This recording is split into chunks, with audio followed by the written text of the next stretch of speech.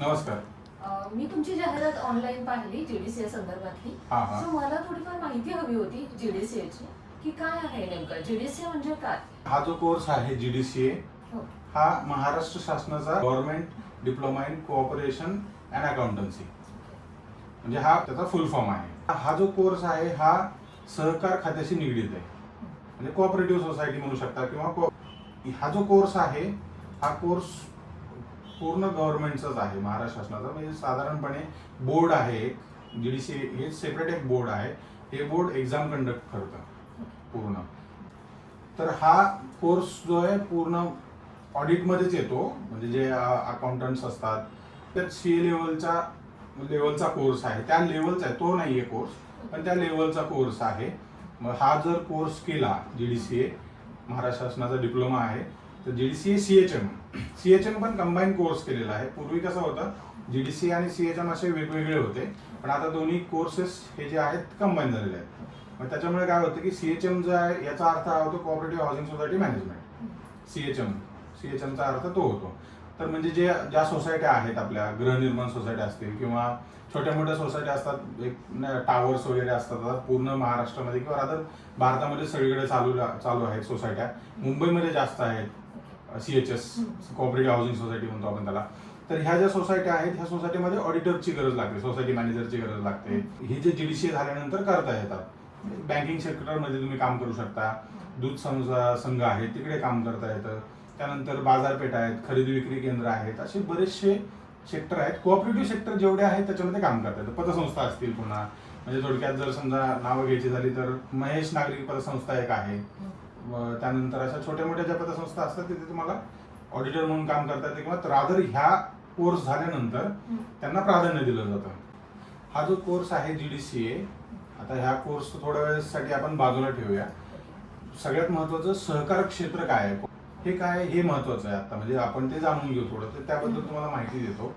भारताची अर्थव्यवस्था ही संमिश्र अर्थव्यवस्था आहे, ठीक आहे, ज्याच्यामध्ये सगळ्यात प्रकारच्या बँका असतील किंवा पब्लिक सेक्टर म्हणूया आपण, प्रायव्हेट सेक्टर म्हणूया, ह्यांचं प्रत्येकाचं भारताच्या अर्थव्यवस्थेला तेवढं योगदान आहे. प्लस साधारणपणे कॉर्पोरेशन म्हणजे जे सहकार खातं आहे किंवा सहकारी संस्था आहे त्याचं सगळ्यात जास्त योगदान भारताच्या अर्थव्यवस्थेला आहे. सगळ्यात जास्त म्हणण्यापेक्षा म्हणजे 50%हूनही जास्त आहे.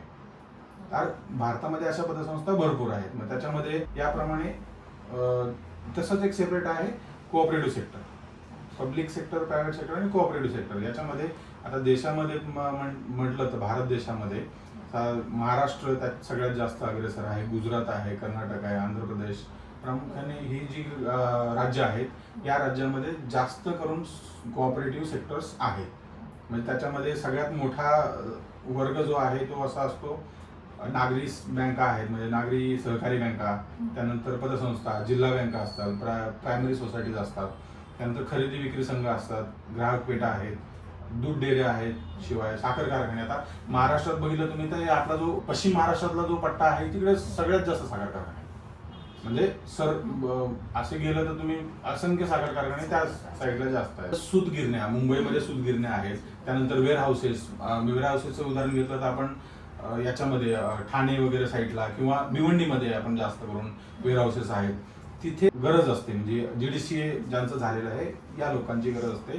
प्लस गृहनिर्माण सोसायट्या ज्या आहेत संपूर्ण भारतामध्ये म्हणा, किंवा आता पुणे आहे, मुंबई आहे, मुंबईमध्ये तर डेव्हलप झालेलंच आहे ऑलमोस्ट आणि अजूनही होते. पुणे आता एकदम रॅपिडली ग्रो होते पुणे. तर पुण्यामधले जे काही बिल्डिंग्स आहेत किंवा कॉर्पोरेट गृहनिर्माण संस्था आपण म्हणतो किंवा सोसायट्या तुम्ही म्हणा, आता आसपास गेलं तर इथे आहे एक निळकंठ सोसायटी म्हणून आहे, तर ह्या ज्या सोसायटी आहेत त्यांचं सुद्धा ऑडिट लागतं. त्याचं जीडीसीए झाले ती लोक हे करू शकतात, रादर त्यांना त्याच्यामध्ये जॉब करण्यासाठी यांना प्राधान्य जास्त असतं. या दृष्टिकोनातून केंद्रामध्ये 6 जुलै 2021 रोजी सहकार मंत्रालय स्थापन झालेलं आहे. म्हणजे केंद्रीय सहकार मंत्रालय आपण म्हणू शकतो, हे स्थापन झाले. त्याचं ब्रीदवाक्य आहे सहकारातून समृद्धी. कशासाठी स्थापन केलेलं आहे, देशातल्या ज्या काही सहकारी संस्था आहेत यांना अधिक बळकट करण्यासाठी या मिनिस्ट्रीची स्थापना झालेली आहे. सहकार क्षेत्रात आता सहकाराचं जे आहे ना याच्याबद्दल थोडंसं अजून, सहकार क्षेत्र आहे किंवा जीडीसीए, थोडक्यात जीडीसीए आणि सहकार क्षेत्र हे एक नातंच आहे म्हणजे थोडक्यात. तर याच्यासाठी सहकार क्षेत्रात सुयोग्य व्यवस्थापनाची आणि व्यावसायिक व्यवस्थापनाची म्हणजे प्रोफेशनल मॅनेजमेंट आणि योग्य शिक्षण प्रशिक्षण असलेल्या असंख्य सेवक वर्ग जो असतो त्याची गरज आहे या क्षेत्रामध्ये, म्हणजे सहकार क्षेत्रामध्ये. त्याच्यामध्ये या मुलांची गरज असते, ज्यांचं GDCA झालंय, थोडक्यात GDCA झालेलं आहे यांची गरज असते. हेच लक्षात घेऊन राज्य सरकारने सहकार खात्याअंतर्गत GDCA बोर्डची स्थापना केली. ती केली कधी 3 दशकापूर्वी, म्हणजे जवळजवळ 30 वर्षापूर्वीच. हा, तर मग त्याच्यामुळे काय झालं की त्यांनी हा कोर्स केलेला आहे, म्हणजे गव्हर्नमेंट, त्याचं नाव पण तसंच आहे, government diploma in cooperation and accountancy. हा जो पदविका अभ्यासक्रम त्यांनी तयार केला, सहकार खात्याअंतर्गत तयार केला हा, आणि हा यशस्वीपणे आता चालूच आहे सगळीकडे शासनाने, किंवा बोर्ड पण आता बऱ्यापैकी आता जवळजवळ 30 दशकं झाले, तर ते कंटिन्युअसली चालू आहे. मॅथ डिप्लोमाला जोडून आता सध्या कसं झालंय की मोठ्या प्रमाणात, आता नाही पण ज्यावेळेस समजा एक आपण विचार करूया 30 वर्षापूर्वी किंवा 15 वर्षापूर्वीपासूनच खूप जास्त प्रमाणात हाऊसिंग सोसायटीचं प्रमाण वाढलं होतं. म्हणजे आता जो तुम्ही त्याचं उदाहरण घेतलं, मुंबईमध्ये खूप जुन्या हाऊसिंग सोसायट्या आहेत. मग आता ह्याच अनुषंगाने हे सगळं पूर्ण लक्षात घेऊन कोऑपरेटिव्ह हाऊसिंग सोसायटी मॅनेजमेंट म्हणजे CHM हा एक सर्टिफिकेट अभ्यासक्रम पण चालू केला, म्हणजे GDCA सोबत हा पण सुद्धा.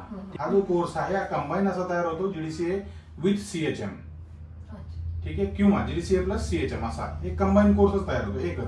म्हणजे हा एकच आहे GDCA आणि CHM एकच कोर्स आहे. पण आता ज्यावेळेस तुम्ही GDCA पास होता त्यावेळेस GDCA चे आणि CHM चं सर्टिफिकेट मिळतं. GDCA चं तुम्हाला सर्टिफिकेट प्लस मार्कशीट मिळते, CHM साठी एक सेपरेट सर्टिफिकेट मिळतं तुम्हाला. अरे खूपच छान आहे. हा, तर ते म्हणजे एकाच कोर्समध्ये तुम्हाला 2 सर्टिफिकेट थोडक्यात. तर हे सगळं लक्षात घेऊन आता ह्याचं सगळ्यात मोठं कारण असं आहे की राज्य सरकारच्या सुद्धा ज्या गोष्टी सगळ्या लक्षात घेऊन राज्य सरकारच्या केंद्रातही सेपरेट मिनिस्ट्री स्थापन केलेली आहे. त्याचं एक मेन कारण असं आहे की जेवढ्या काही बहुउद्देशीय सहकारी संस्था आहेत किंवा सहकारी बँका किंवा पतसंस्था आहेत, आपण म्हणूया, आता बऱ्याचशा ठिकाणी तुम्ही ऐकलं असेल पतसंस्था वगैरे, या विविध कार्यकारी सहकारी संस्था ज्या आहेत याचं जाळं मोठ्या प्रमाणात वाढवलं जात आहे किंवा वाढवलं गेलं आहे किंवा आता अजून जास्त प्रमाणात वाढवत आहेत. प्लस याचं सगळ्यांचं आधुनिकीकरण झालेलं आहे, म्हणजे कसं कम्प्युटराईज केलेलं आहे. जवळजवळ सगळ्या पतसंस्था किंवा सहकारी सेक्टर जे आहे ते सगळं संगणकीकरण झालेलं आहे सगळ्यांचं, म्हणजे जसं आपण डिजिटल बँकिंग वगैरे करतो त्याप्रमाणे. तर त्याच्यामुळे ह्या कोर्स ज्यांचा झालेला आहे, हा जो कोर्स GDCA याचा ज्यांचा कोर्स झालेला आहे, पुढील काळामध्ये नोकरीच्या संधी खूप जास्त आहेत. खूपच सुंदर आहे ही कल्पना.